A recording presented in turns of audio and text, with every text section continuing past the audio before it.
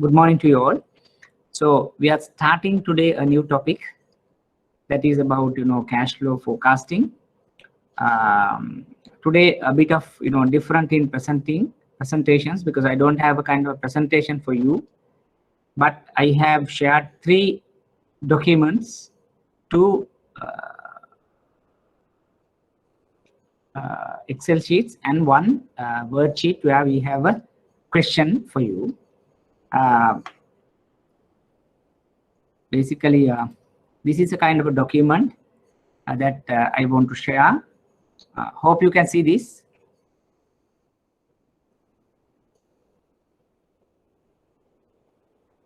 Can you see the Excel sheet, Gayan?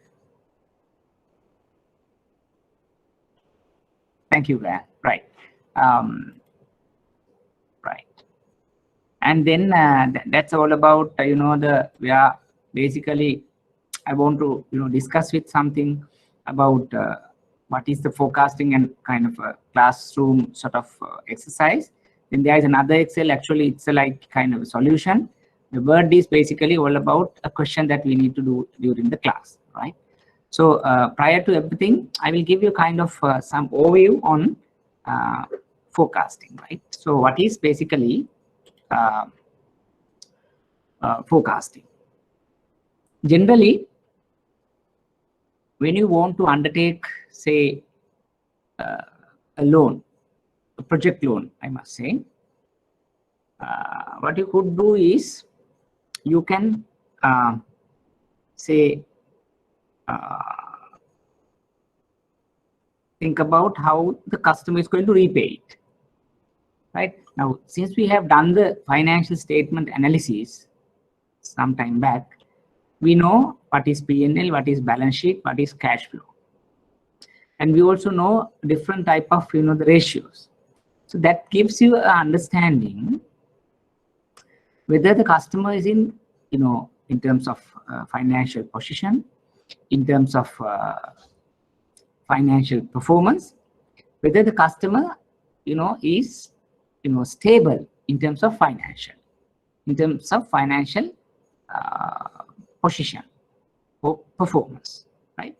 But now when you talk about project financing, it's all about future, not maybe the present, not maybe the past.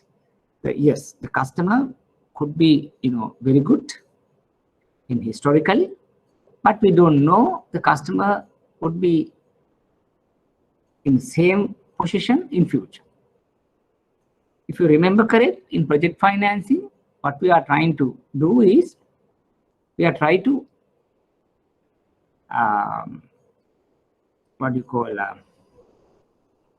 we are trying to see the customers, the future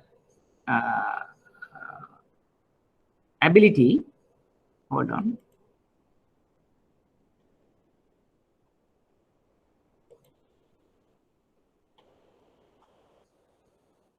Right. The future ability about prepayment. So in order to do that, what you have to do is to see whether the customer can repay the particular loan in future. So in that context, we need to understand what will be our projected, forecasted P&L, balance sheet, cash flow. That is the context that we need to understand here. Another thing is, now when you say project financing, project appraisal, we are trying to understand our repayment through projected cash flows. What it means, because a projected cash flows is where customer has to generate future cash flows, because based on the future cash flows, customer is supposed to repay your debt. That's the project financing. So that is the tricky point here also. Not like general funding. General funding, actually, the customer may be right now generating some funds, and then we can assume the customer can, generate the same funds and repay our debt about purchasing a land, a working capital, purchasing a machine like that. But in a project, it's a bit of different. Maybe apartment, maybe a restaurant, maybe a hotel, right? So we assume everything is going to start from the beginning. Customer is going to construct it, then do pilot project or pilot marketing and pilot operations, and later the customer generate cash. So basically, we need to understand what will be the future. So in order to understand the future in terms of financial, cash flow forecasting, financial forecasting is important. So that is the, the context that we need to understand this topic. Hope you have got that particular point. So forecasting is all about future. Why we need to do the forecasting? Because the customer is supposed to pay project debt using the future cash flows. When you say the future cash flows, the customer has to generate cash in future. So you need to understand that, the future cash flows. So that is all about cash flow forecasting. So before we are moving to the computations, let's understand existing business, existing P&L balance sheet. And when they want to do a kind of futuristic view, then we will see how we are going about that. So basically, this is the Excel sheet that we need to take for our first exercise. If you see the Annex 1, that is, we assume this is a sole proprietorship company or entity we call CA Studio, and we have been given the profit and loss account on actual terms. We have 2011, 12, 13, and say 13 6-month also. So assume this is from April to say September. Right now, we presume this is kind of 20. So we'll say 17, 18, 19, or 20. 18, 19, 20, and 26 months. So assume this is like basically last 3 years, and management figures also been given for 6 months. Fine. Where we have turnover, it's bit of increasing. Plus profit recorded, less cost of sales, and other expenses and all that also been given. So PBID has been also given. And there's no interest, means right now customer has no debts in this entity, in this sole proprietorship. We assume in that way. So we have operating profit, it's bit of increasing, net profit. So this is the kind of ratios that is recorded. That is about GP to turnover, PBID to turnover, OP to turnover, NP to turnover, right? So it's basically more or less GP is 43% to 42%, PBID is like 25 and been increasing, OP again increasing in line with the GP, NP again increases because there is no interest payment. So this is basically a profit and loss account the customer has given to us. So going by this, we say we are happy with the profitability ratio because there is nothing to complain on this particular institution, because ratios are increasing or maintaining, but they are generating positive profits, increasing turnovers, the expenses are under control. Basically, this is totally the equity funded project, right? No debt funded. So basically, so we are happy on the face of it, the profit and loss account. Then you see the balance sheet. Customer also submitted the balance sheet to us. That is 2011, 12, 13. And then we have fixed assets, current liabilities, right? And then how it's basically, we have the net assets being like given here. Then the finance, basically, whatever the assets being financed through capital and the retained earnings. Because we have given drawings also, because the customer is individual and taking money out of this business because for their consumption or whatever this thing. But still, we are happy with that, no debt, and net worth is also being increased, right? And then based on the current ratio, debt equity also, we are happy on that. So basically, this is like a small entity, sole proprietorship, run by individual, and basically they are running a studio, right? So now the project is, now the customer is coming to us, and then he asking some money from us to, say, purchase some, in this exercise, a color lab, digital color lab. It's like, a digital machine, and then they want to, print it instead of manual, instead of analog, they are going to do a digital printing. That's like, kind of scenario.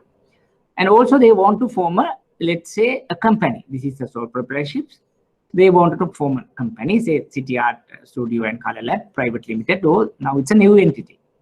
It's a classic project that we are, trying to understand here.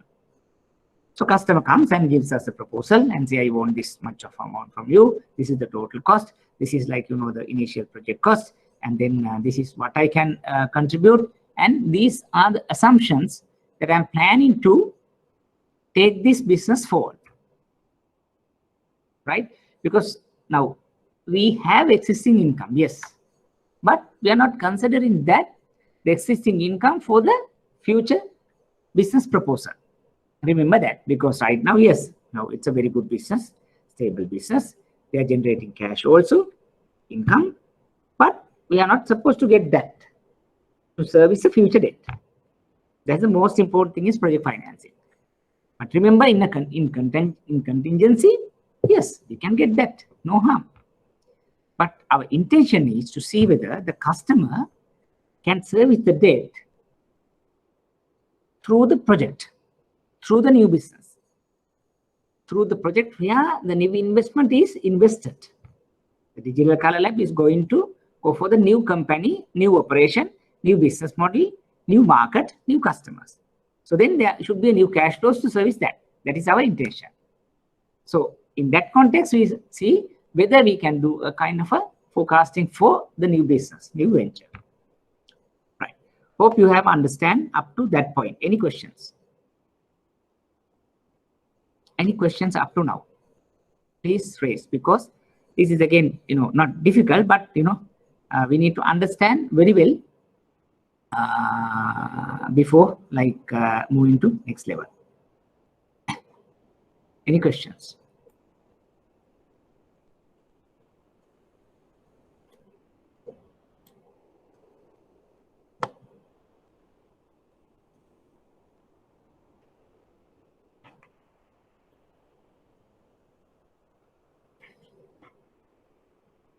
Any questions? Right. Thanks, Sanjeev. Hope others also don't have much questions on this. But if you do have any questions, please, let me know that we can start it, discuss, and we can move forward. Right. Right. So far, that basically now we discuss existing business happening very well, generating cash flows, come for a new proposal. Now, what's a new proposal? This is a new proposal, right? Because now they want to have a company formed under CA Studio and DC Lab Private Limited. This is the new business, new project under new name. As I was telling you, what they are trying to do is they are trying to purchase a color lab, digital color lab, right? And basically, let's say it's something about, do we have information on that? Yeah.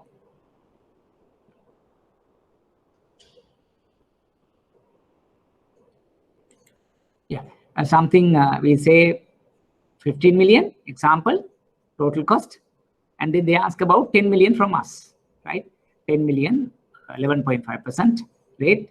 6 months, we have to give some grace period where only interest has to pay, and the repayment is 60 months. Right. So what happened is now the customer comes and telling you that, he wanted to purchase a digital color lab, and total cost of the machine plus other, accessories and whatever working capital and all that is something 15 million or so, right? But I want only 10 million loan, right? Fine. So option 1 could be, yes, we can give a loan based on the existing income. I will discuss it in later, but that is not the a plan that we are implementing. We say yes, you can, but we are not thinking about the existing income.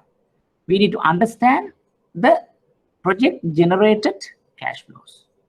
What is the project? Purchasing the color lab, say installation of that particular in somewhere, maybe in a separate place. Then you have hired some people. So you run the business under a new company. So you get the customers. So this is totally a digital platform. Earlier you have a studio, so when people come in and you do wedding photos and all that. So something, right? It's a traditional type of business. Yes, the customer is doing that also.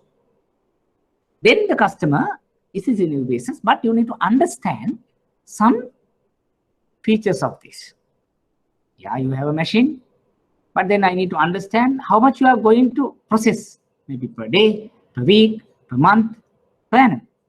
And then what is the pricing, volumes, pricing, quantity, and monetary value. Then what you get is basically what is your top line, turnover. Then you need to understand what's the cost of this. Like earlier you have, say, income, cost of sales, gross profit, other expenses. So similar, in this exercise, you need to understand what is my turnover, what is my cost, what is my contribution or gross profit, what are my other income, what could be my estimated interest.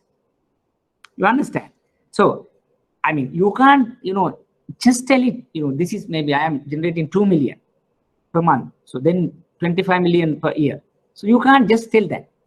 So the customer should, tell you with facts, So for that, actually, he has to come up with some data. PC postcard print, 4R, 8R, 8RW. So this is my catalog of printing, right? So if I am, printing, so this is basically, a type of services I am going to offer. So this is for the number I might do per day. So this is paper cost. This is chemical cost. This is selling price. So this is the kind of estimate the customer could give to you. So how he has got this? Probably there may be other color labs located in our country, and based the machine.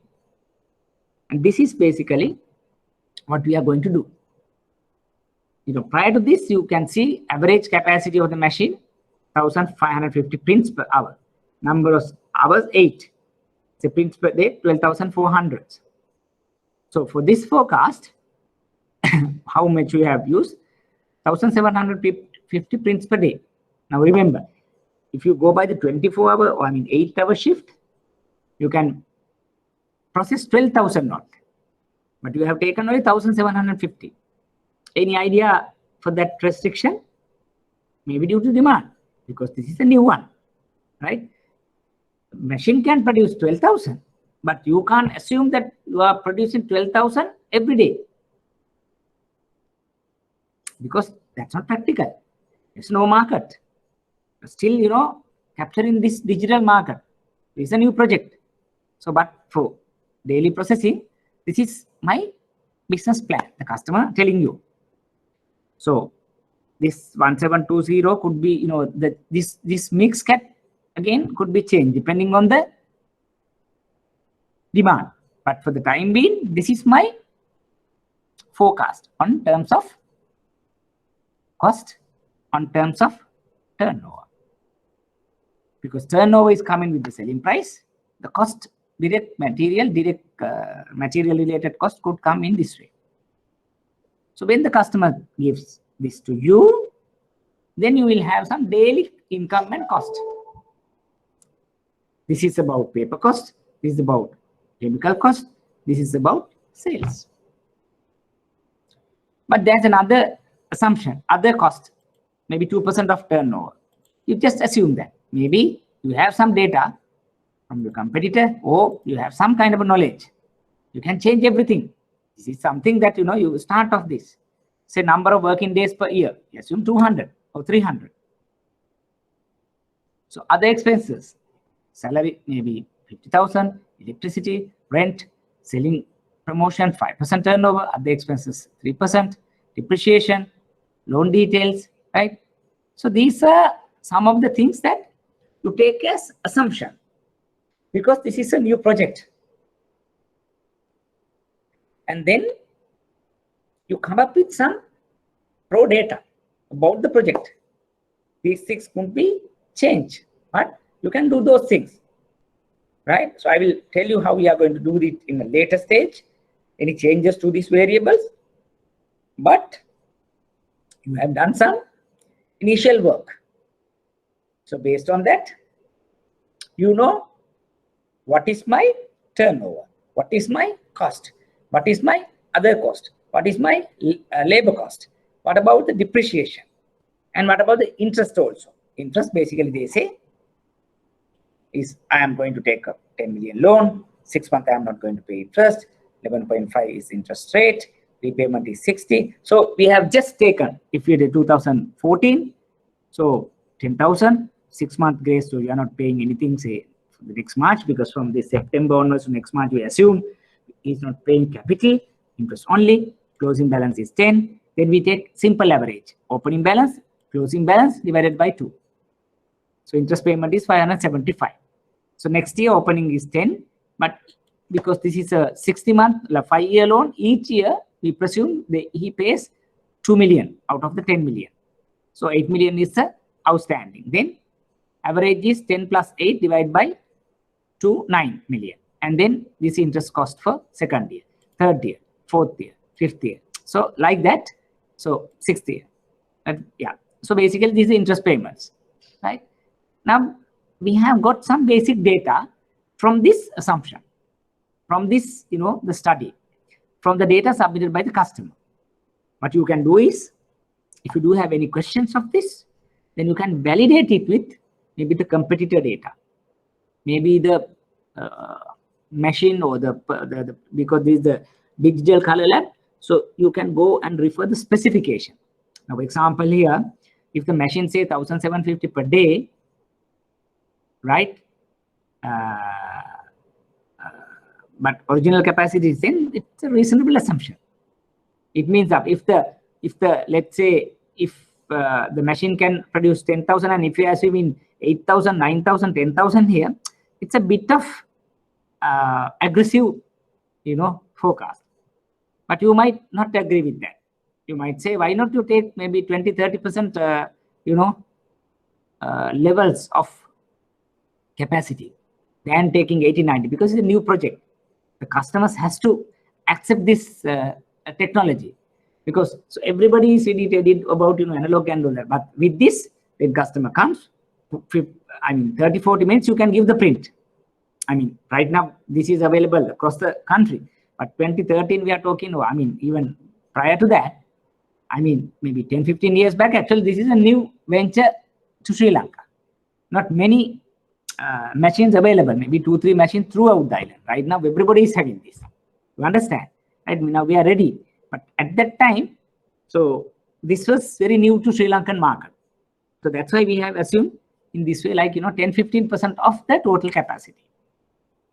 So this is the kind of assumptions that we customers submit, and we agree on that, right?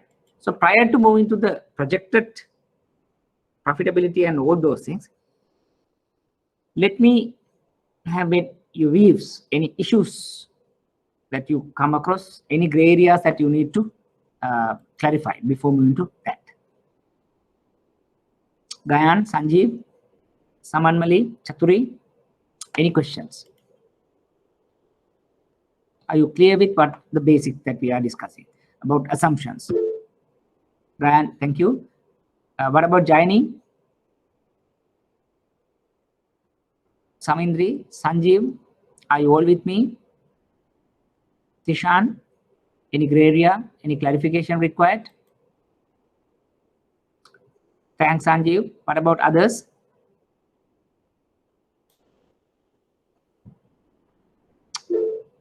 Right. Thanks, Aman Mali. Thanks, Tishan. Right. Okay. It basically, thank you, Jayani. So it's basically, we are discussing very beginning, I mean, formal, fundamental stuffs in project cash flow forecasting. So what happened so far is, there is a customer who is doing business, who is running a studio, traditional way, and reporting very good profits, good balance sheet, no debt, very stable business. He comes to you and asks a 10 million loan for a 5-year period with a grace period at 11.5%. He wanted to purchase a digital color lab, which he intend to, launch a digital printing. I mean, when this project comes, maybe 10-15 years back, that was a novel exercise. Not many digital color labs installed in Sri Lanka. So it's all about a tested, proposition, to be tested proposition.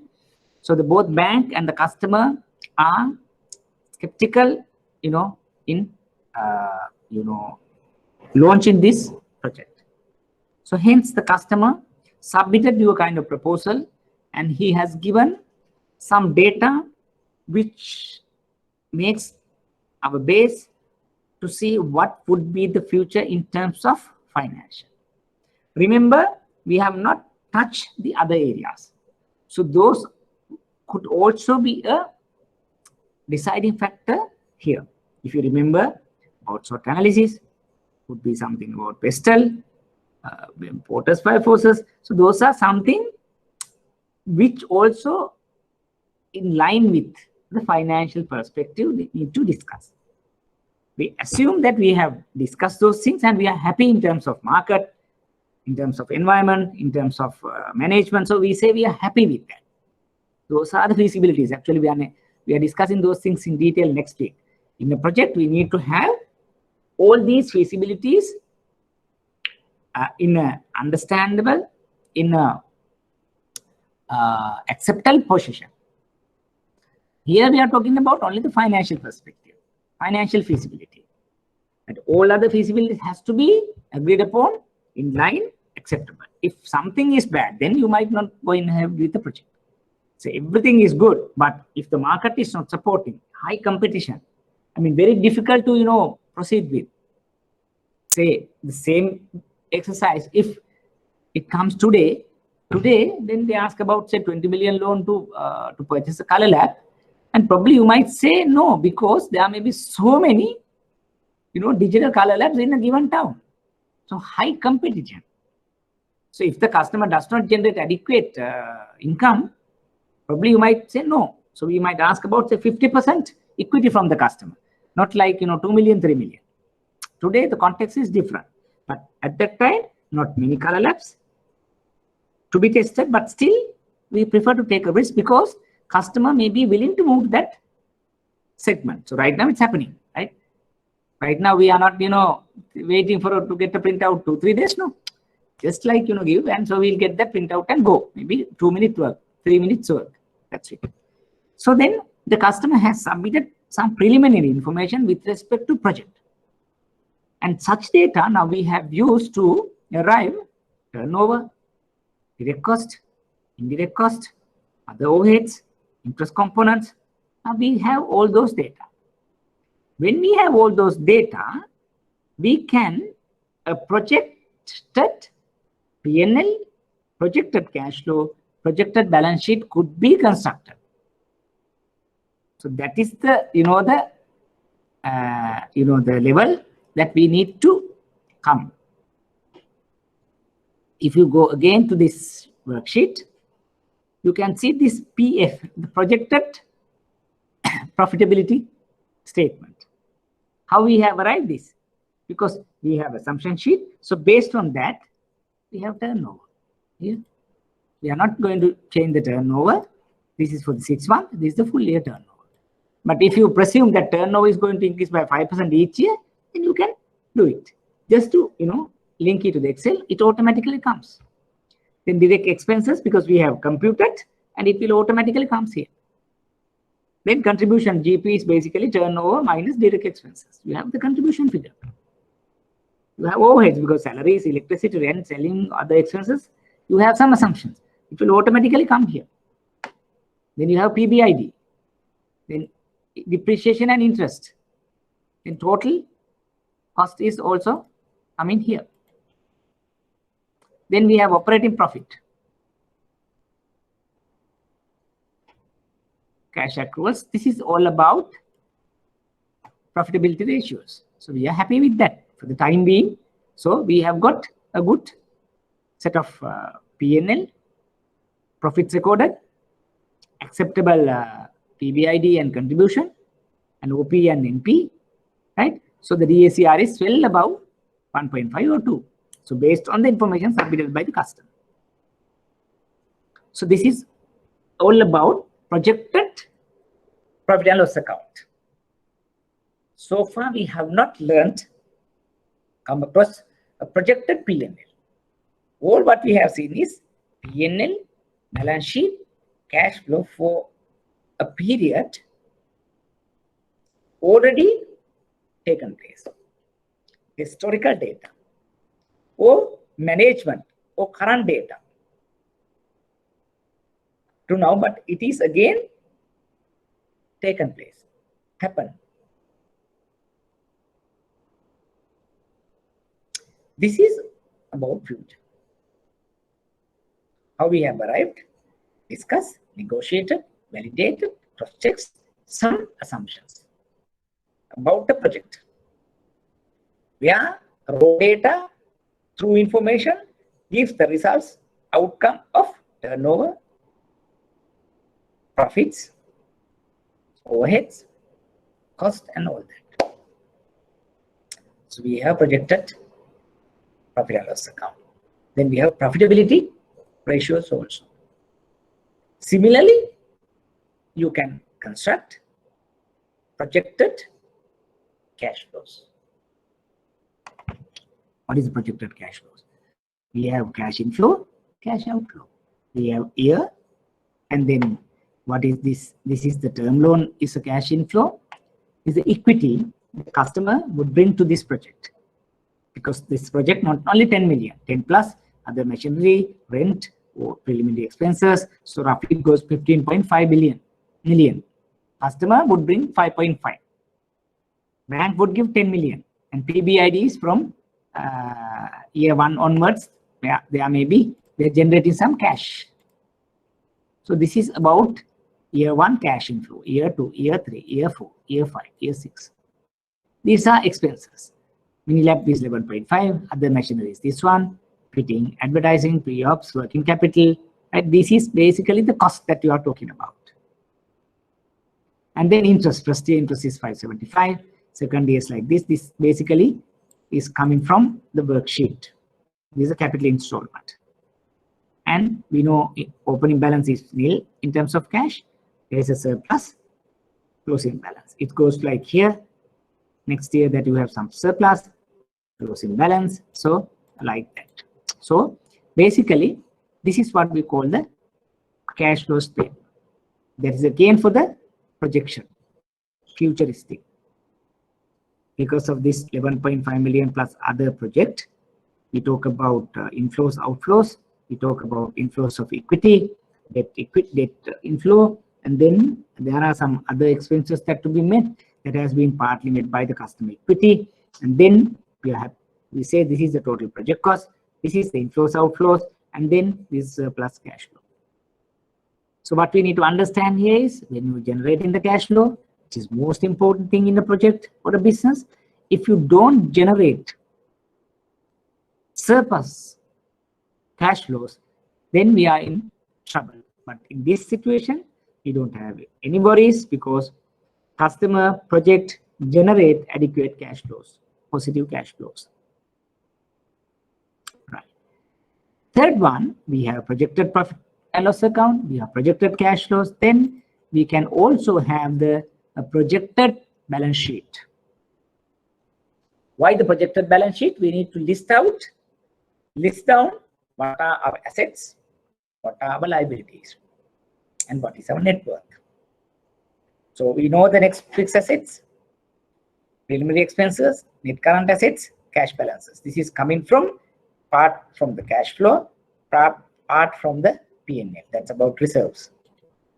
Then this will keep on increasing, and then this asset is financed by share capital, term loan, and the reserves for each year. So it has to balance from this and that. Then debt equity 49 to 51, it's coming down to 7 and 0. Right? So using the projected P&L balance sheet cash flows, what we are interested in is similar like historical financial ratios. Here again, we are trying to compute profitability ratio, efficiency ratio, liquidity ratio, gearing ratio like debt equity, covering ratio like DSCR, interest cover. So you again calculate the same set of ratio and see whether project is viable in terms of financial perspective, financial possibility, using this, applying these ratios, discussing these ratios, analyzing these ratios. If, example, debt equity, say 70-30, 80-20, it's alarming for you. It's a financial risk. So you might not undertake that kind of project.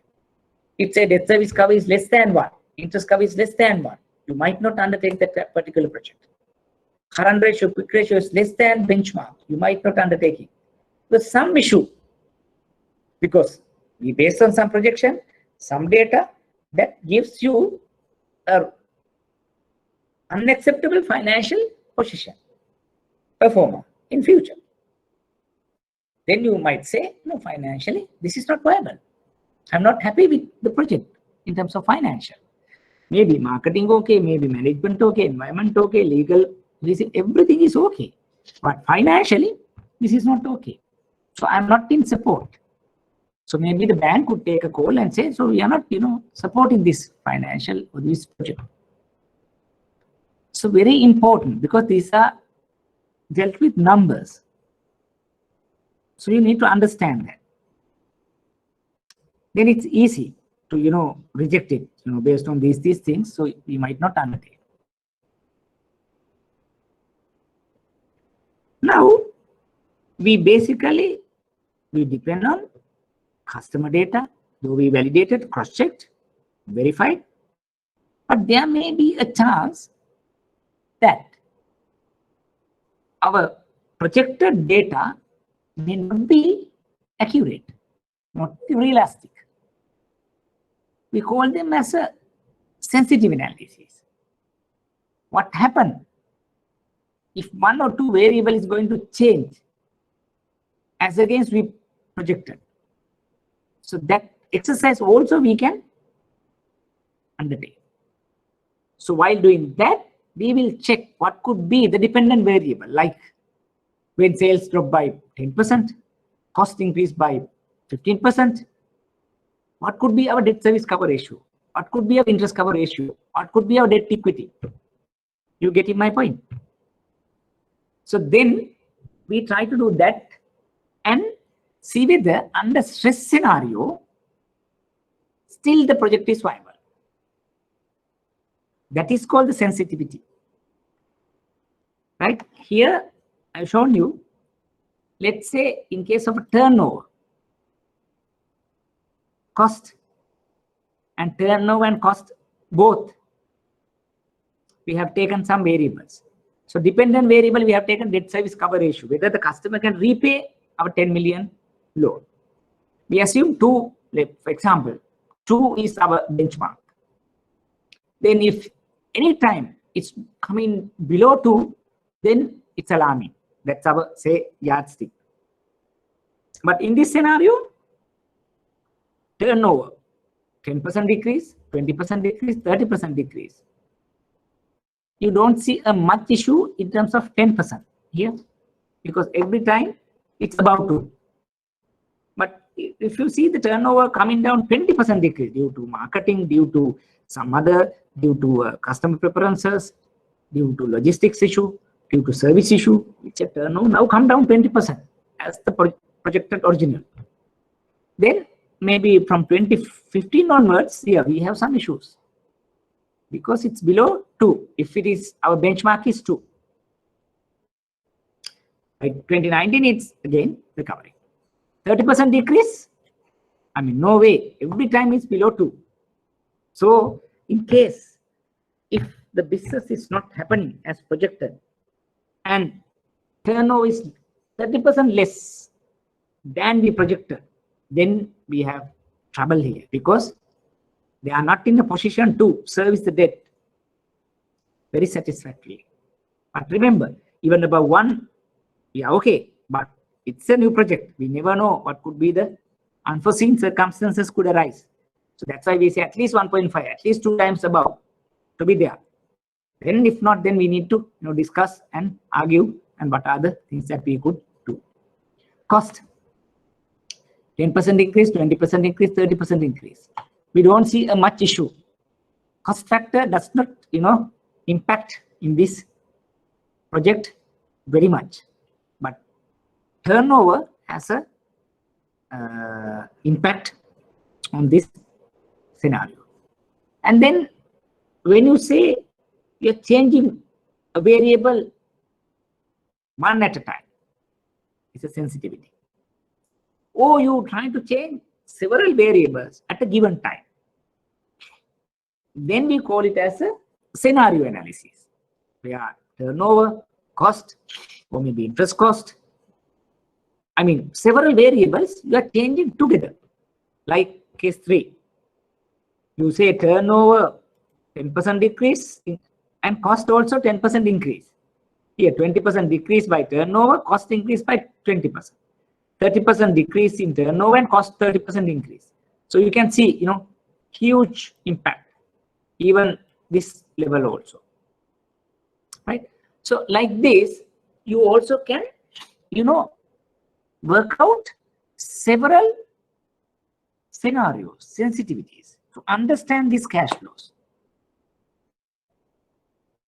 If you find it some issue right now, when you're changing this variable, then you need to take precautionary measures. What are the precautionary measures? We'll discuss 1 or 2. So if you see that turnover is coming down, if the anticipated turnover is not happening, the customer is in difficulty, then you need to think about what are the precautions we can discuss today. Probably you can change the mix sometimes. Because you say I'm 4R, 8R, right? So this is what is my mix of production. And when you are trying to go for that, maybe you don't have a bigger market for high end, like 4R, 8R or whatever. Sorry, 8R, 10R, like that. But you have bigger orders for a 4R type. So then you have to focus on that, the sales mix, production mix. Vice versa. Sometimes if you see that you have some issues in achieving the turnover because it's a new project, so you might have to tell your customer, why not you have link up with some institutions for initial first 2-3 years. There may be government institutions, private institutions. They may need some kind of requirement, printing requirement, digital requirement.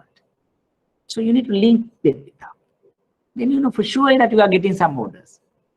You're getting my point? Because if you see that, but here actually 30% decrease only they have to worry, but it's very rare because we have assumed 15 to 20% capacity that we are starting with, right? They may not have a big issue, but if it is so, then you need to think about cost factor. If the increase in 15% cost, that you see a huge drop in the profit, DSCR is low, interest is cover is low, then you need to understand, right, what we can do. What are the things that we can do as a cost efficiency improvements, even prior to launching the project that we are discussing. That is the beauty here. And if not, that these things could happen, then what could be my plan B? What's my alternative? Right? So that is basically what we try to do, what we want to do, what we are going to do in financial forecasting. Because this in summary, we need to understand the financial feasibility in a given project. So as a part of that, we discussed break-even analysis, investment analysis. It's again part of the financial feasibility. Before we talk about the financial feasibility, yes, it's a part of the investment feasibility. We try to use several tools to understand the customer can service the debt. I mean, the project itself is investment feasible. And then if it is so, then we also can undertake break-even analysis to see whether, this is, a viable option. Further that you can, introduce a debt, introduce equity, and see whether in financially P&L balance sheet cash flows with the sensitivity, how the project is going to repay your debts under different circumstances. So that can be tested using this financial forecasting. So the importance of the financial forecasting is also, in general, projects are to be self-sufficient. Project debt has to be repaid through project cash flows future. So we need to ensure that particular projects are generating adequate cash flows in future. In order to understand, you need to undertake financial projections, financial forecasting subject to some assumption. Critical issue is how we are going to find this assumption. Very difficult. So that could be supported by maybe existing projects that we have undertaken, or maybe competitor data, maybe industry data, maybe information submitted by the customer, right? Or maybe statistical models that you can use. So based on that, you try to validate this assumption, and then you generate P&L balance sheet cash flows. Not stopping that, so we can use sensitivity and scenario analysis also under stress conditions to see whether the dependability of P&L balance sheet cash flows. So if everything is fine with you, then you must say, yes, subject to these things, this is viable project. And if you're still not happy, then you might come up with some conditions like restrictions of dividends, no more capex expenditure, right? And then you are not supposed to get further lending, right? You are trying to maintain your working capital ratios in these levels. Those are some offer letter conditions to the project, because for sure the customer is breaching those, then customer is in trouble. Hence you advise them, don't do this. Why that you advise him? Because you come up those things, you found out those things through this financial forecasting analysis. Fine. So that's all about the forecasting example that I want to share, right? And basically a kind of initial knowledge I want to impart with you. Right. It's now question and answers time. Have your questions, and then we will discuss further. Then if everything is okay, then we can I will give another perspective in terms of DSCR computation, and then we move to the exercise. So please have your views, questions. Basically what we have discussed, yeah, thanks Danny, so far is the basis, how to compute, how to interpret, right, a financial forecasting exercise. So now I will take you through a kind of several methods in computing debt service cover or interest cover, because it is the most important parameters for a bank with respect to any loan, including project. Right.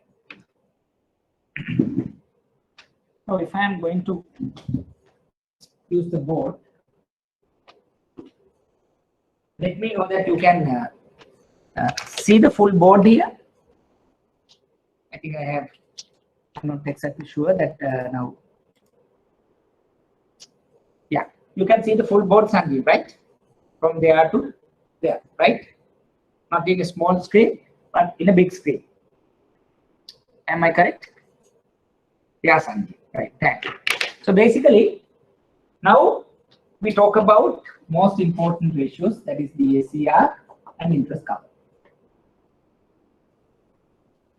DSCR, you know what is basically operating profit, OPBID, divided by capital plus interest.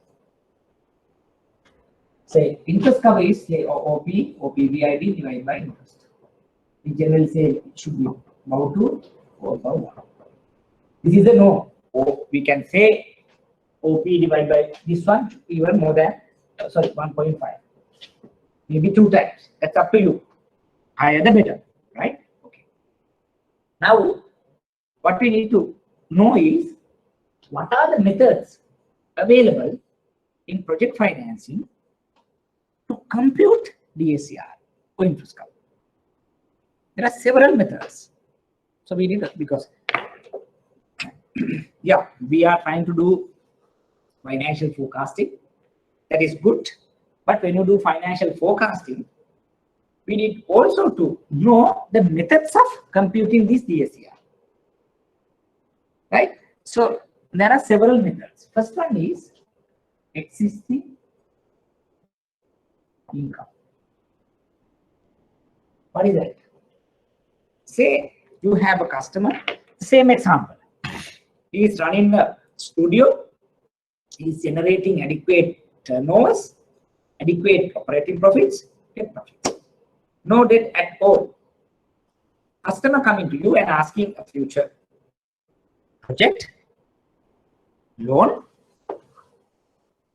and then what you could do is you can use the existing profits, existing profit before interest and depreciation, existing OP, operating profit, to compute the debt service cover ratio, even the future debt. No harm, but technically you're not going to do. But if the customer is generating adequate cash right now, no debts, so he's generating cash, adequate profit, I mean, then I'm not worried about the future. Let's say, that's why I was telling about balance sheet approach. Customer asking a land next to his factory, so it's about 10 million. So we'll approve a loan, 10 million, 5 years. And then instead of futuristic proposition, I might say right now I'm generating cash. So this is my annual profit. This is my monthly profit. So these monthly cash flows are like this. So using that, OP, capital interest. So this is basically existing OP, or PBID, divided by capital interest. So the capital could be future and existing. Interest also future plus existing. Now, in the business, you have existing capital. So when you say existing income, existing OP, PBID divided by capital plus interest. When you say interest, it has existing interest and the future interest also. When you say capital, it has existing capital and the future capital also. But here, main difference is we are trying to use in the existing operating profit, existing PBID. If the firm is generating adequate cash, we are not thinking of going to futuristic approach, but it's not applicable for projects. Ideally, we need to do a project forecast, but we have just did it. But you can do that. That's what I want to tell you. You got that point? Basically, what we are trying to do here is we are trying to use the easy approach than undertaking futuristic forecasting to see whether the customer can repay. That's a step one. for the method 1. Method 2, projected income. There again, projected operating profit or PBI divided by again capital and interest like this. What is this? What's the difference here? Now, assume you have a business. In a similar business, so you have a studio, traditional studio undertaken or run by the particular customer, and year on year there is a income increase, turnover increase. That's possible. Every business 5%, 10%, 15% increase is there. So turnover is increasing, profits is increasing, GP increasing, OP increasing, PBID increasing, net profit increasing. So there is a future OP, projected OP. Year on year it is varying. This is for year 1, year 2, year 3. It goes like this. So the projected PBI, projected OP divided by capital interest relevant to the particular year. It again including existing and the futuristic as well. Future loan interest also there, future loan capital also there, existing capital also there, existing interest also there. There is no change in the here, only changing here. What is that? Instead of existing income, earlier we never think about future. Adda mama generate karna mecha profit එක ඒකෙන් මම ඕන future loan එක settle කරනවා කියන එක තමයි මෙතනදී කිව්වේ. When come to here, each year and year I am generating turnover because 5%, 10%, 15% growth. In line with that, we are generating futuristic profits, OP or PBI. Based on that, I can compute the DSCR. That's number 2. Number 3, project. Here projected, here project income. Here project POP or PBI.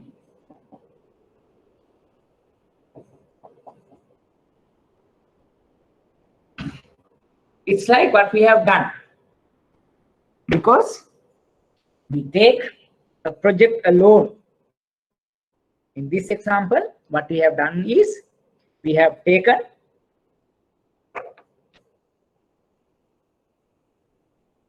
Color Lab Studio Private Limited as a project. We never think about existing income. Based on the assumption, we generate P&L, we generate cash flow, we generate balance sheet. So projected profit and loss account only for the project. Remember, when you say projected, that is from the existing business you can project the cash flows. But here, on the third option, you are not thinking about existing business. You are not thinking about projected turnovers. You think about project some assumptions. Based on that, you generate P&L, balance sheet, cash flows. There you have project turnover, project cost, project expenses, project gross profit, project OP, project PBID, project NP. So you will use that and do the computation. These are the 3 methods that you can compute the DSCR. Similarly, you can compute the interest cover. In whatever circumstances, we can use these methods to arrive the DSCR and interest cover. So today we have done this third option. I'm going to do the exercise also under the third option, because we considered only project income, expenses, repayments. We have not taken the existing income into the equation.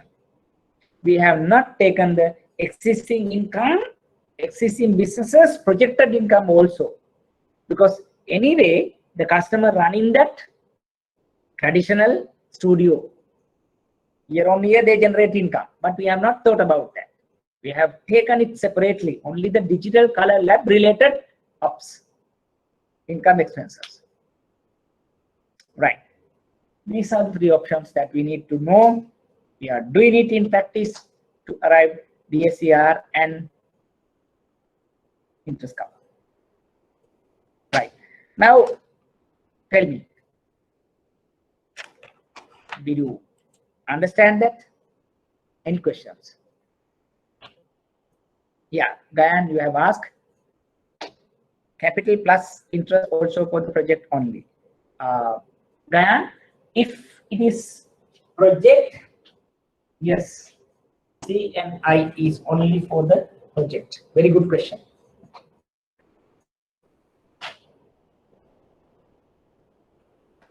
If it is a project, but if it is existing income and projected income, here C say all, I for all, because total business, right? Tarushi has asked, going to calculate the capital and interest of future existing for all 3 cases. Tarushi, first and second, yes, for all. Third, we taken only for the project. In the previous example, we have taken interest and capital for the particular project, particular digital color lab related operations. There we have not taken the studio cap or interest. In this case, they don't have, but if it is, we are not taking, because we need to ensure in this case the project alone can service its debt. If it is so, what it means? Obviously, existing income, existing business will support this, because it's happening. It's a cash cow, right? So it's a value added on this. But if this project is not doing well, means that can eat into the profits of the existing business. Then you are in trouble. How long you can do that? Say the color lab, you do, say the ACR, interest cover is trouble. Then you might, ask the existing business to support. But how can you do that? Maybe 2 years, 3 years, yes. Beyond that, they can't do. Then both businesses could collapse. To understand that also, it's a good exercise when you do segregated exercises. Very 2 good questions by Gayan and Tarushika. Any other questions? Now, can you tell me any more equations could derive out of these? We have fundamental 3 equations here. Using these 3 equations, in practically, can we derive some more equations?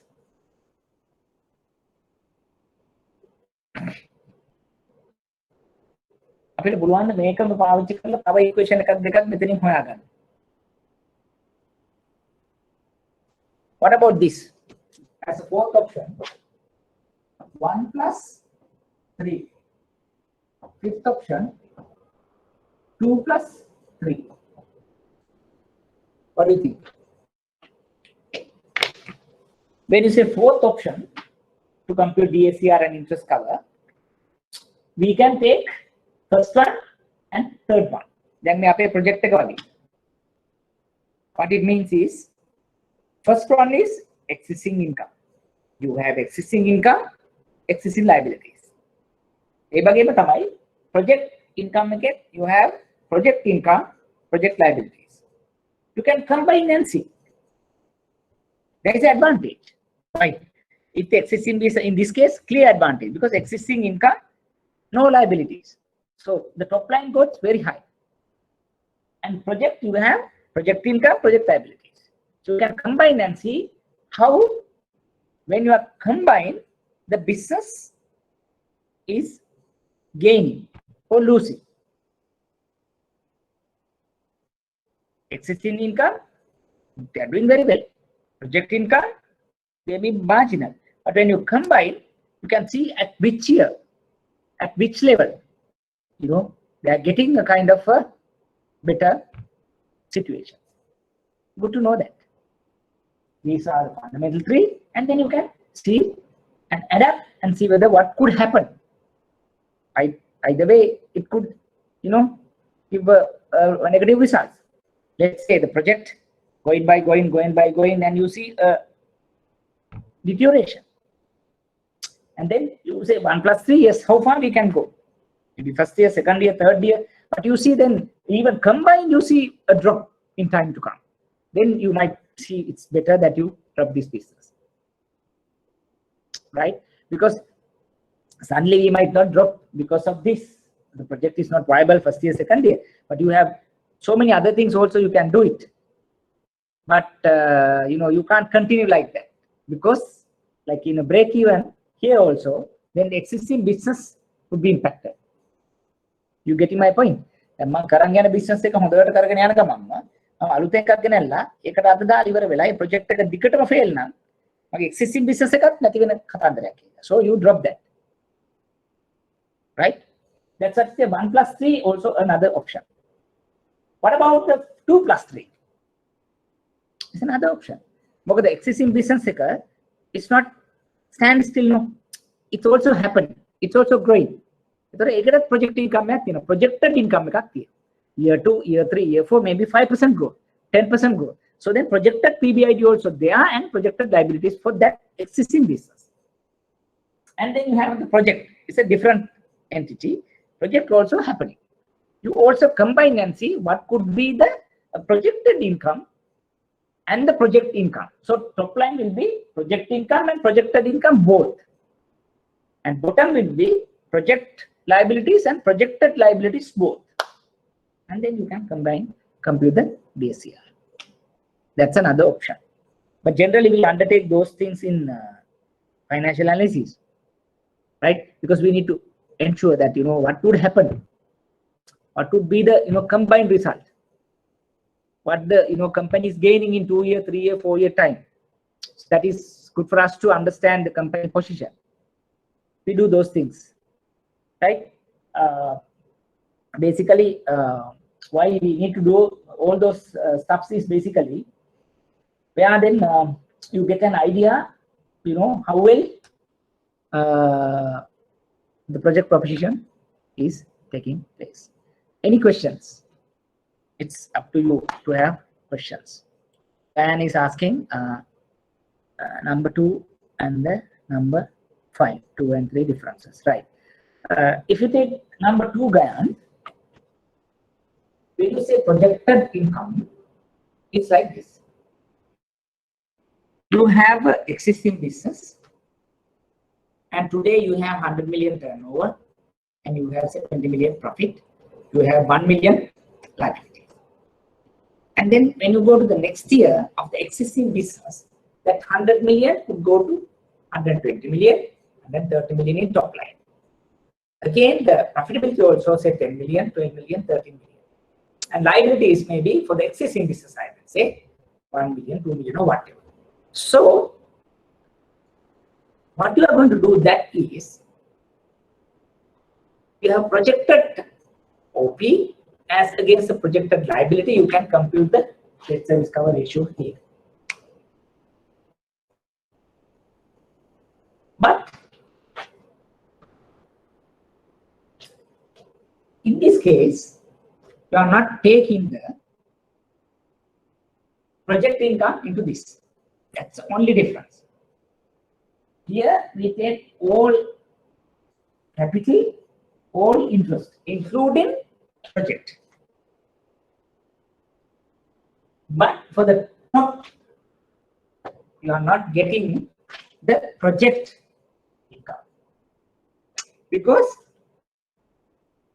we need to know whether this business, existing business, growing, that income is sufficient to cover all my existing liabilities and my project liabilities. That's what we are trying to do. When it comes to year 5, you are not taking projected income, but you are taking project income both here, right? Project and projected both income. Then C all I all.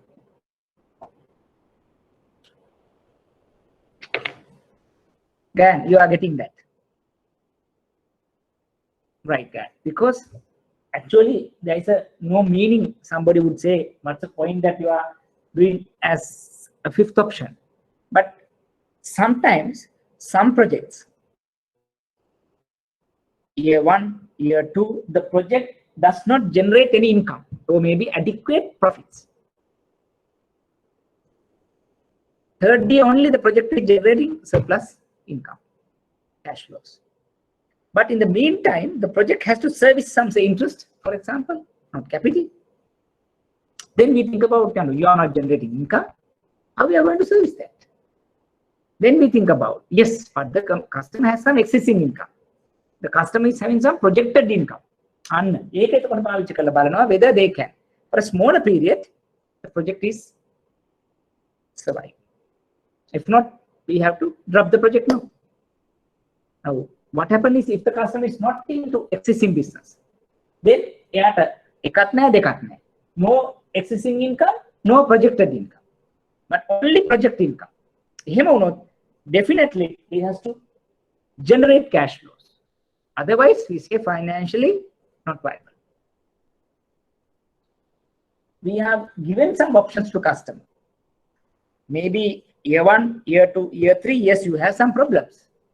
But there are some existing income that you can use it, or the projected income you can use it from the existing business.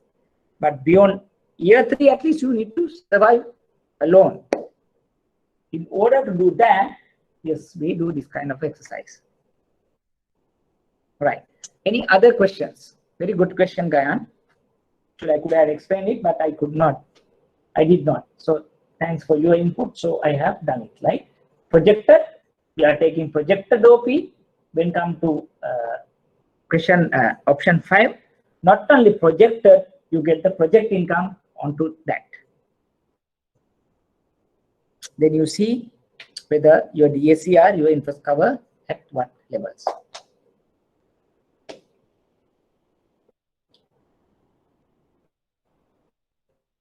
Okay, so everybody's with me? Clear?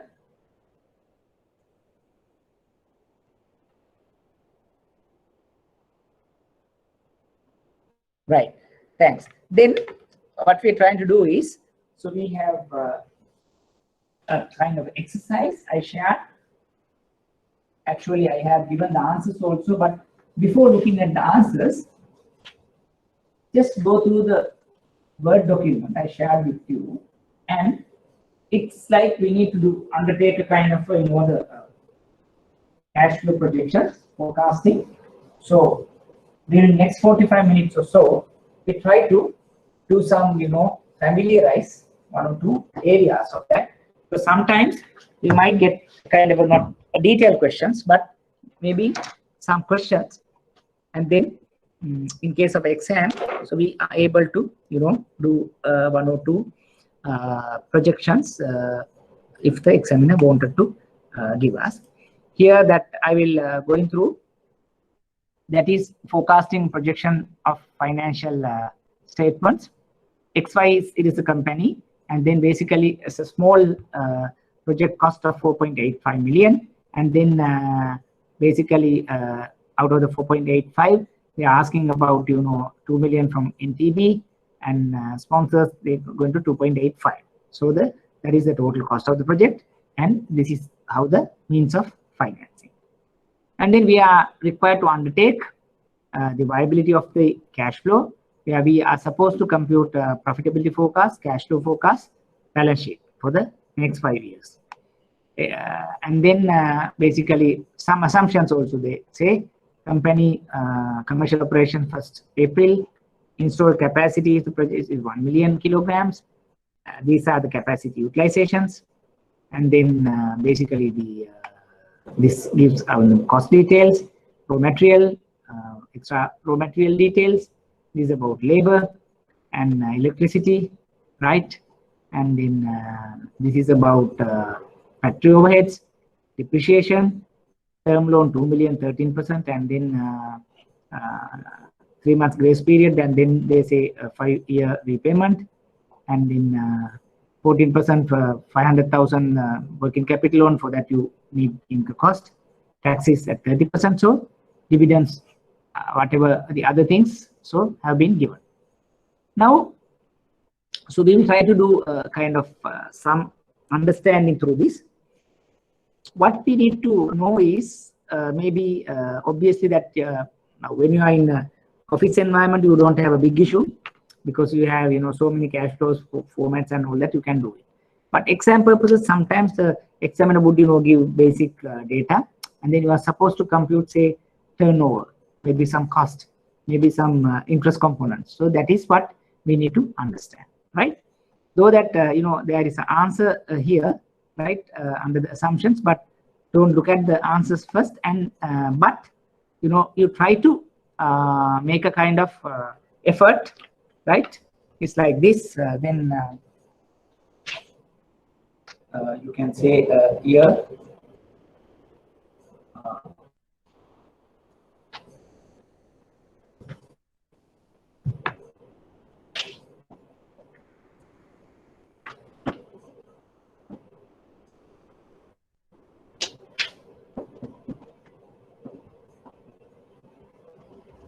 You can try with the first one, right?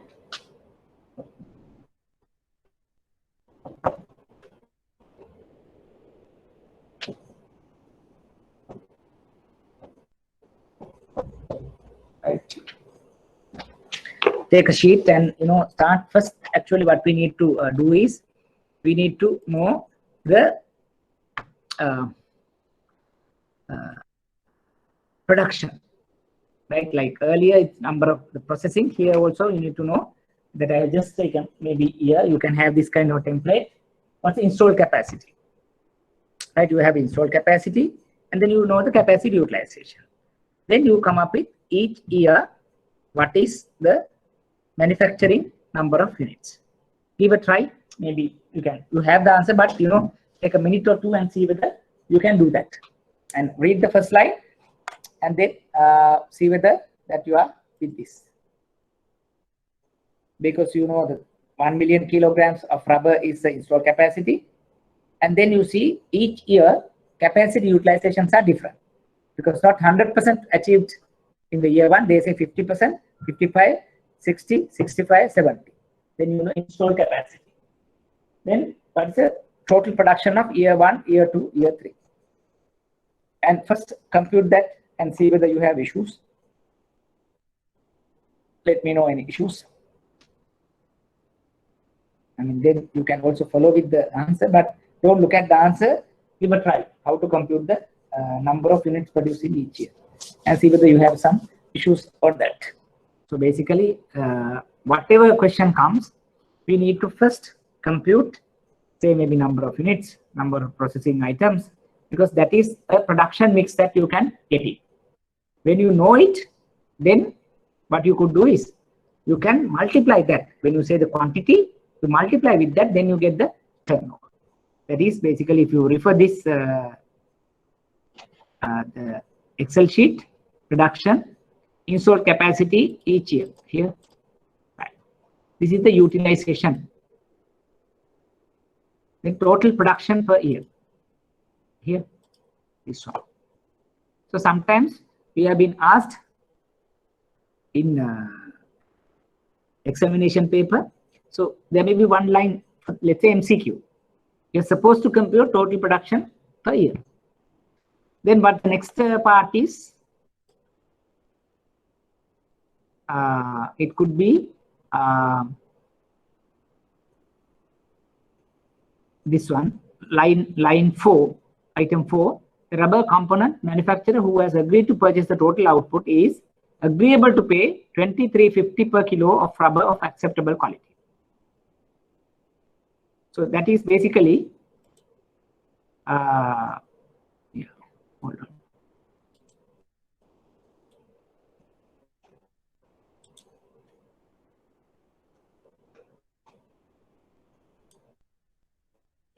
Right. So that is basically, say each item is sold at 23.50 per kilogram, right? Because this is your manufacturing capacity. Your total output is going to be purchased at 23.50 per kilo. Then you can get the total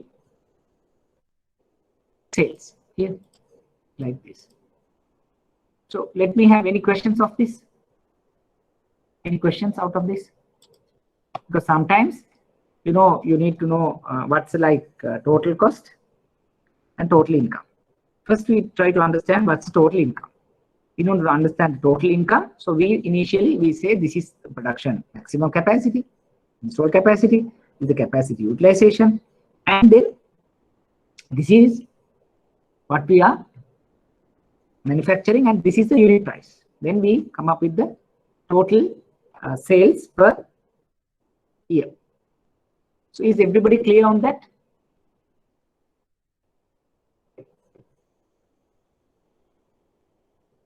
Any questions?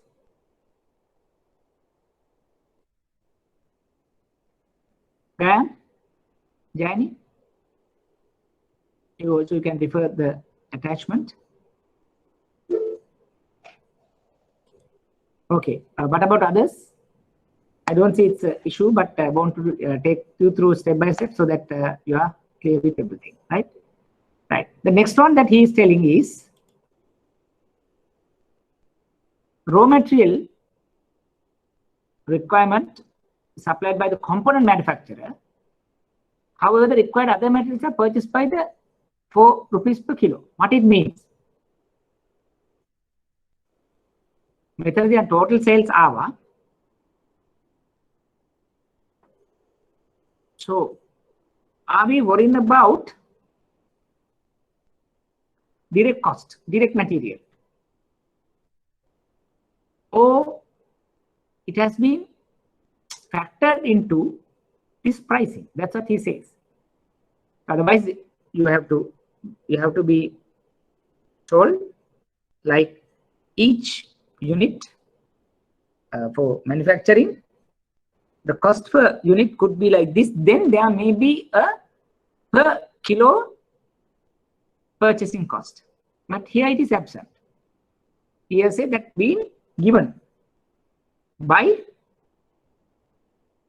the supply, then you need not to be worried. But he talks about other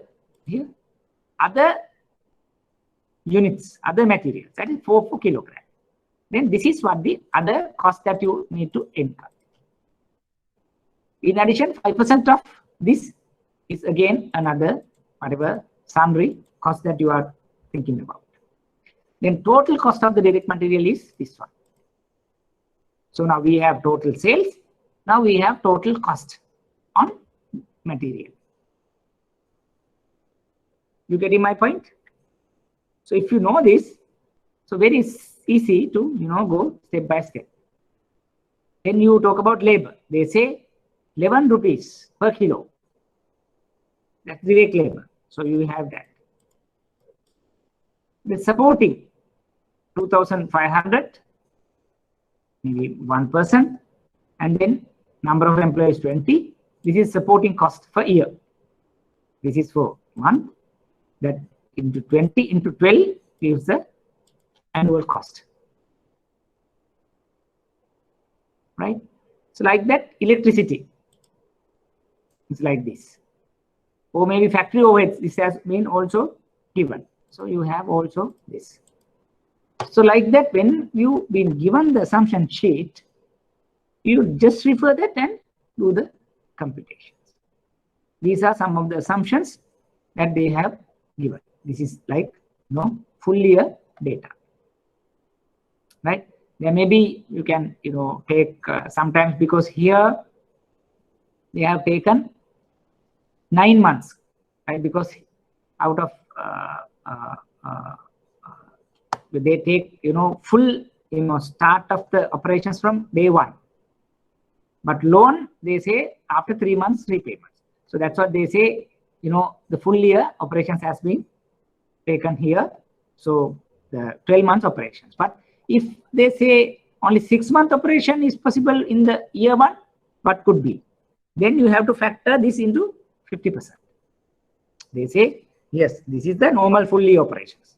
But they might say in the first year, they only 50%. 6 months has been only in operation. So then you have to deduct it and factored into that. So depending on the question that you need to answer. So any questions up to now? Any questions up to now based on this? Because everything has been given, but what you need to do is just to understand what exactly electricity, direct labor, other labor. So you need to do it. As I was telling you, if it is official, if you are working in this office, it's like very easy because you have templates, formats. You just include it and get the things done. But in exam purposes, sometimes they might ask one or two, right? They might ask a question: what do you understand by the forecasting? What is the importance of forecasting, right? And then they might give a kind of a small working, and then you are supposed to compute, say, sales for year 1, sales for year 2, cost for year 1, or direct cost for year 2, like that. That's simple, but you need to know what exactly you have to do. But in this question, basically, they have not given the raw material cost, basically because it has been already supplied and part of the included cost, inbuilt cost. So no worries. Sometimes when you have big panic when you say these total sales are there, no, how can I find the total cost? Only other material costs are there. Can't be. Read the lines and then they say it's factored, right? So any questions up to now?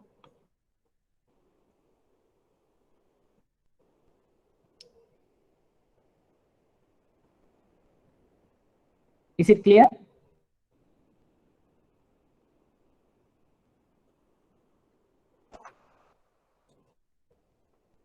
Abhishek, Samanmali, Sanjeev? Have you got the concepts right? Any areas that I need to explain again? Thanks, Abhishek. Thanks, Sanjeev. Hope it's clear with Gayan and Jayani. Matthias, right? Thanks. What about others? Tarushika, Tishan? I know this is not difficult, but you need to, Chaturi. So are you all okay? Thanks. Right.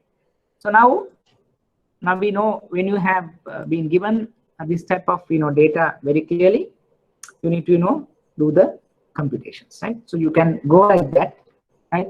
And then say whatever other costs, and then we will see some computations which also include here some workings here.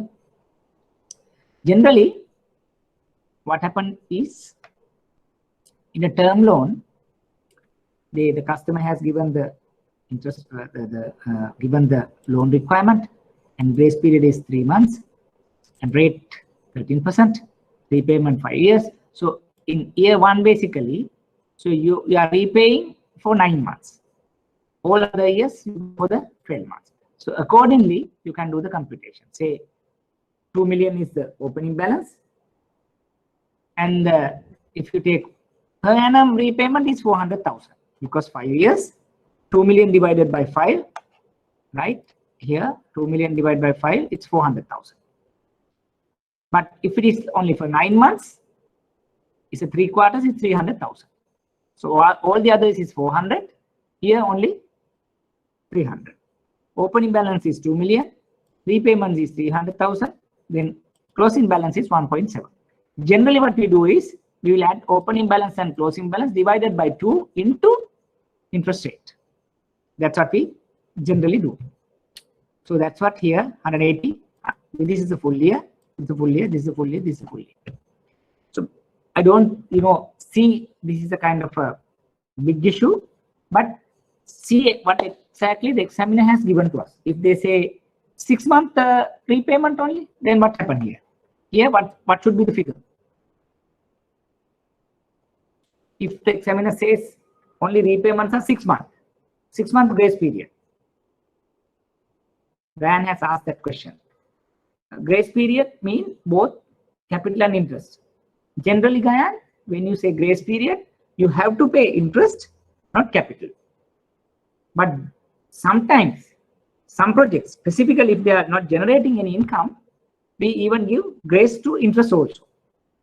Generally, when you say grace, you have to pay interest, no capital.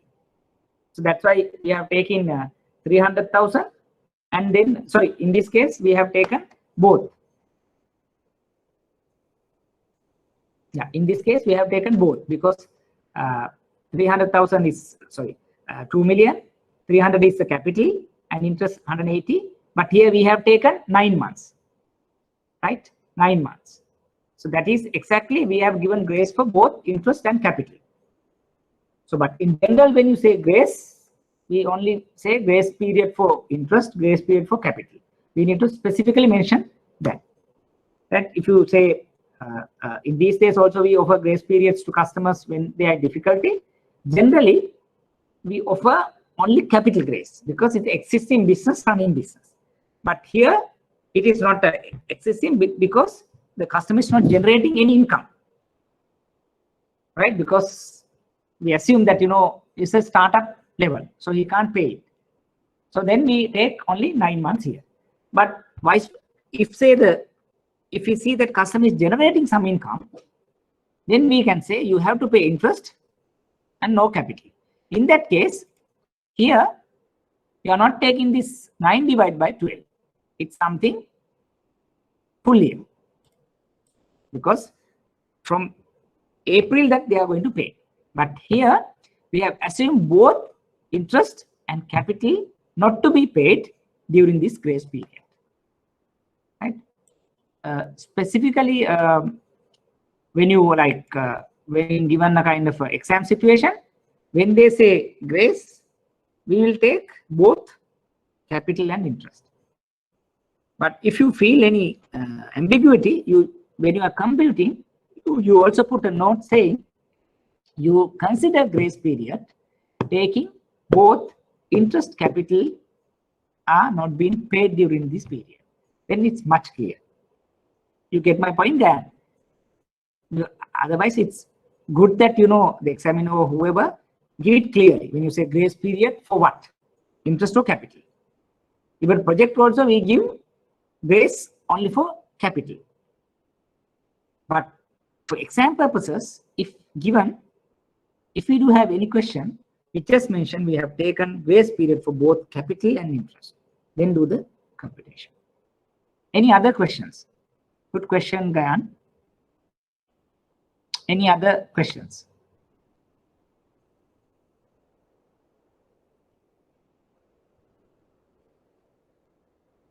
Hope it's clear. Right. Okay. Then also that there may be some other, like, you know, if the short-term loan, we assume the full limit is being used during the year. So sometimes we can say, yeah, limit is 500, but utilization could be 70, and 500 into 70, 350 into rate also you can compute that. But here we have taken full limit. So when you say short-term loan, customer utilize it fully. But practically, you know, there may be high, there may be low balances also. But you can't do kind of estimation like when you do, because limits are open, you can use it. But you can't take it exactly what happened. So we take full limit. If it's OD, we take full limit. Right? Term loans only you are taking, say, opening balance, closing balance, and average it. But in term loans also, in month on month, they are paying. So, but very difficult to do that computation in case of under these assumptions, right? So the working capital also, we have done it.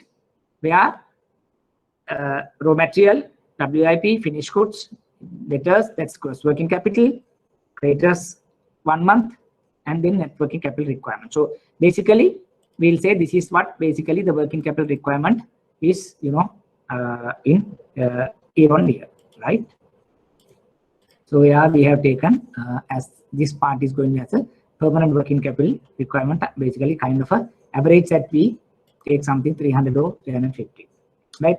Those are some kind of estimates, and we can exactly, you know, say this is like, because here what the assumption is like 500,000 is being looked after by this 500,000 STL is basically for this working capital requirement. But here you have some working capital for year is 300 and year 2 350, but year 5 is 442. So basically it says that 500,000 is more than enough to even look after full requirement. But we say out of that part we'll take as a permanent working capital also. So then it is being looked after under the permanent solution. But the rest is basically used by the short-term loan requirement, right? You can't exactly match it because the customer will give the 500, but we need to ensure when you give 500,000, the working capital requirement is 1 million, then bit trouble. Then you need to see whether I give 500, but he should have cash to run the working capital through equity. But here again, we don't have an issue because the working capital anytime requirement is below 500,000. Even part of that also we have taken as a permanent working capital. Day-to-day working capital is further coming down, so then easily he can accommodate under the SCL of 500,000. Right. So that is all about the assumptions. Any questions up to now?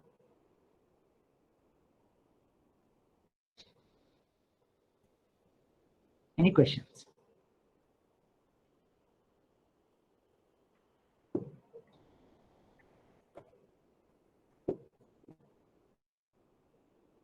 Any questions?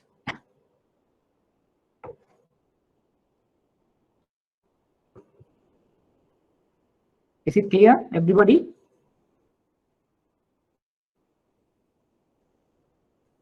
Right. I don't also think that these type of things will be tested very heavily in the exam. But if it is so far, actually, we have not come across any questions from the forecasting other than what's the importance of forecasting kind of general question. But if it is, there, then we need to know how to compute that. So that's why I wanted to, go into these details and share the kind of the question in a more sort of worked solution, right? Okay. Then last area where then once you do this, automatically you can compute the profit and loss account, cash flow, and balance sheet. Because this is basically you take some inputs from assumptions to come up the profitability just for a multiplication, because these things are coming here. Then you come up with some profitability ratios. Then when do the cash flows, basically this is part of P&L, part of balance sheet goes there.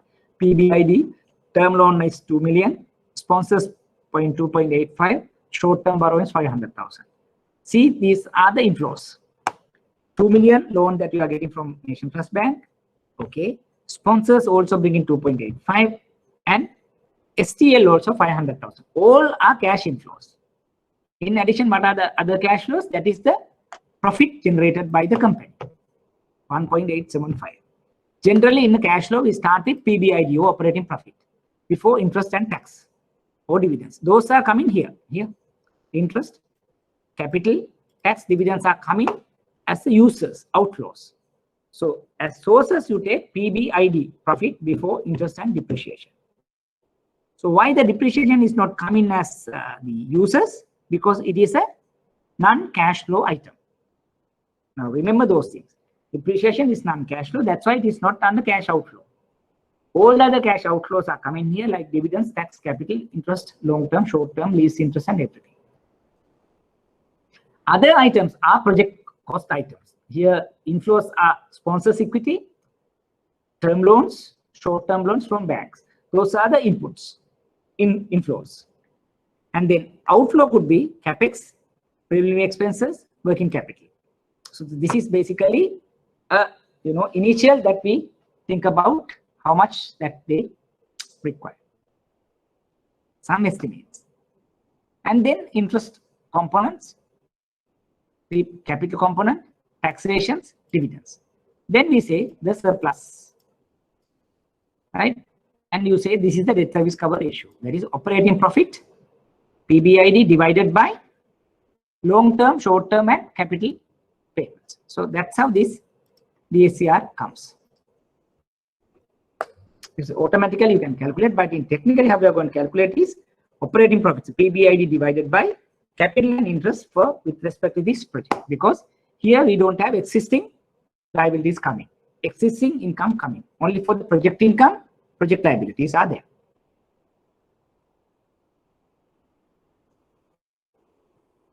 Right. Any questions up to now?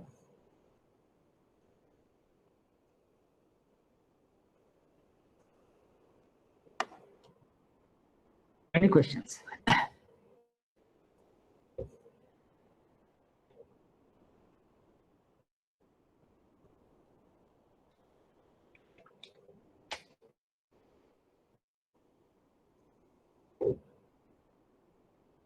Any questions?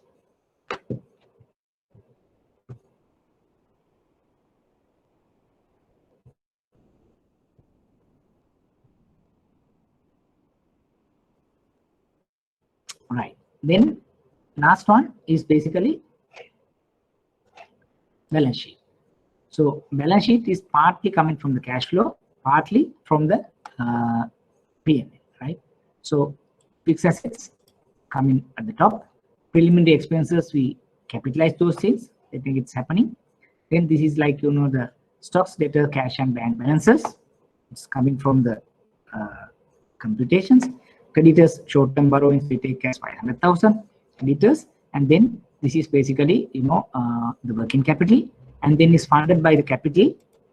And the retained earnings is basically after paying your dividends and everything. So it will be your P&L reserves. And loan is also at each year 2 million, 1.6. This is the closing balance of the loan component. Then it will be balance of. You can compute current ratio, quick ratio, and all that, and debt equity also here. But as a bank, most important part is we need to see whether what is our debt equity and what is the debt service cover ratio and interest cover ratio. Any questions? I know this is not a very good, a way to do a kind of some computations, because it's good that if we can, conduct in a classroom, so that we can get more one-to-one interactions. But due to the kind of limitations that we need to do it in like maybe online. But hope that you have got an idea about basically about forecasting and what are the methods of computing DSCR and why the forecasting is important. And also we try to do a kind of a work example, and that way basically it gives kind of some knowledge on how to do like item by item in a P&L or balance sheet, item by item calculations. Right. Any questions? That is actually end of my part.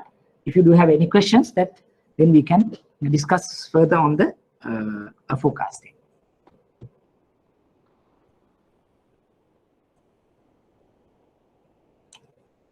All clear?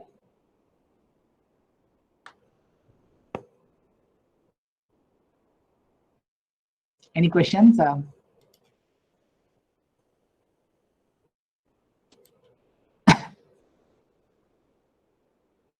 Arushika, Sanjeev, Abhishek, Jayani. Okay, thanks Samanmali, thanks Sanjeev. Right, so basically just to give a kind of things to do. Now we have compiled, we have done more or less 70 to 80% of the syllabus, and we need to do a detailed lessons on project appraisal. Probably we can undertake next week in detail, because so far we have done peripheral things in order to the project financing, and actually with the financial statement and the forecasting, so will provide us the financial feasibility, and we need to do a market management, technical and legal feasibility in detail next week. So thereafter what we have to do is we need to know post-recovery monitoring and SIG projects handling. I think with that we are done with probably another 3 classes. We'll be able to finish with the syllabus. Then my plan is basically to undertake some past paper questions, selected past paper questions. So during the September, my belief is that we will be end up the classes by in September, and then you have a 1 month kind of a study leave, or rather there may be some revision classes for those who have not attended the day-to-day online classes. By November, I think they have published the schedule for exams also, right? So that's like kind of my plan. But I expect you to purchase some past papers or download some past papers and start working with the past papers, so that also you can refer it with the worked examples and the notes, right? So rather than going again notes and theories, better you start with selected past papers and see whether about the notes and all that, and then see what exactly that you need to fine tune, right? That's all about kind of your expectations from in order to next 2 months. And any other questions or that areas that we need to worry about? If you do have any area that is not very comfortable, please let me know, so that I can make extra focus on when undertaking questions. Let's say break even, let's say financial statement, project financing, project cost, NPV analysis. Please tell me that these areas that you are not comfortable, and then I can take extra effort, extra input whenever we discuss the questions, right? It's all about that way forward for the next month. And if you don't have any questions, that we can wind up for the class. For the last time, any various clarifications for the today's session? Anything to be re-discussed? Or whether are you comfortable on today's session?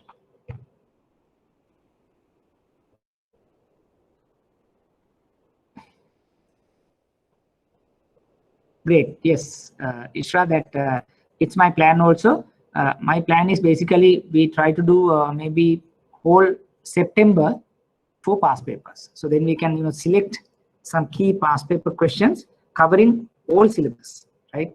Like maybe SME, microfinancing, project financing, and some NPV, break even. So we will do that. So then then we can also touch with theory, and then it's like cool fruit, because here I don't see a kind of requirement to do short notes kind of thing, because it's not that great. But we do past papers in detail together with some kind of theory. That's my plan. So maybe full month of September, it's for past papers. Right? Any other suggestions?